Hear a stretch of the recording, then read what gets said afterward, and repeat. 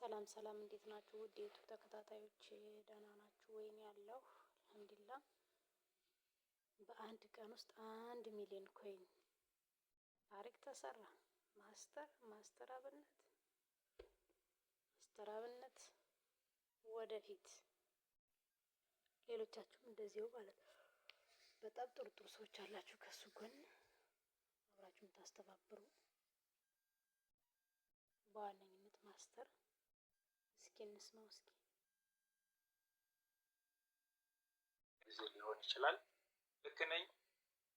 እዚህ ጋር የምታዩት ግፍት ነው 1 ሚሊዮን ኮይን የምለው በትክክል ተመልሷል ማስተርዬ። አዎ እውነት ነው። ለእኔ ቤት አንድ ጊዜ ሞራል አሰጡም። 1 ሚሊዮን ኮይን ተሰብስቧል። ጭብጨባ ነው እንጂ ጭብጨባ ማስተር። አንድ ጊዜ ለራሳችሁ ደግሞ ሞቅ ያለ ሞራል። እውነት ለራስ ቆርሶ አሳምቶ ነው ነገር። አንድ ጊዜ ደግሞ ለግፍቴሮች ሞቅ ያለ ሞራል። እውነት ከልብ ነው። በጣም ትልቅ ነገር ነው። እጅግ በጣም ከልብ እናመሰግናለን ግፍቴሮቻችን። አሁን ሰበር ዜናውን ለመናገር 1 2 3 ቃል የተገባው ነገ አንድ ላይ ደምረን የምናሳውቃችሁ ይሆናል። አሁን ግን ቀጥታ ስልኩ ላይ የገባው ብር በኢትዮጵያ 3 ሚሊዮን ብር ገቢ ሆኗል።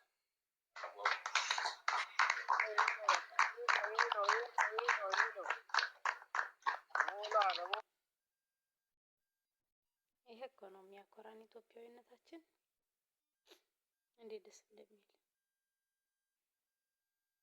ዋው በጣም ነው ደስ የሚለው። በአንድ ቀን ውስጥ ማለት ነው። በአንድ ቀን ውስጥ 1 ሚሊዮን ኮይን ብሩ በኢትዮጵያ 3 ሚሊዮን ከምናምን።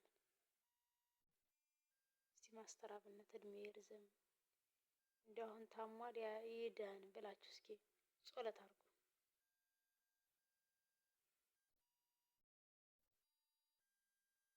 አሁን ታሟል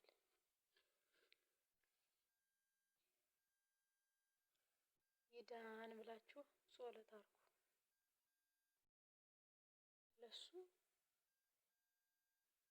ወይ እንኳን ጸሎት እንደው ምን ልበል እንደው ምን ይባላል እንደው እኔ ነፍስ ምሰራ ቢሆን እንደገና ነበር ማስተካከልለት ማለት ይሄን የታመመውን ምናምን በቃ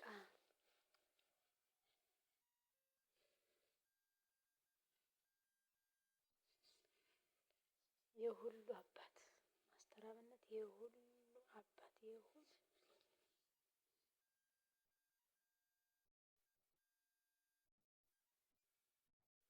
ሕፃን አይል ትልቅ አይል ትንሽ አይል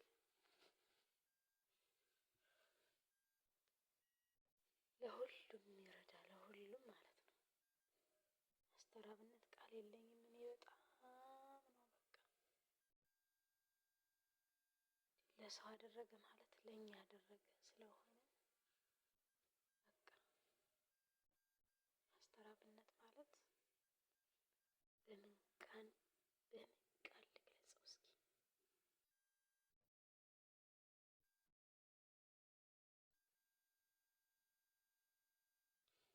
በምን ማለት ነው? በምን ቃል ይገለጻል?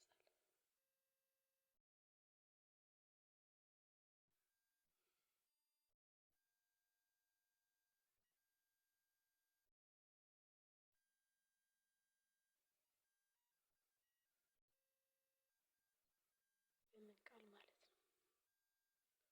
ብቻ ፈጣሪ ባርከው። እንደገና ደግሞ እድሜው ይርዘም፣ ልጆቹ ይደጉለት። እንደው አሁን ደግሞ እንደው ይሻለው ደህና ይሁን፣ ወደ ድሮ የሚመለስ ይሁን፣ ደህና ይሁን ማለት ነው። ታርጉለት። ኦኬ በያላችሁበት ጸሎት አድርጉለት።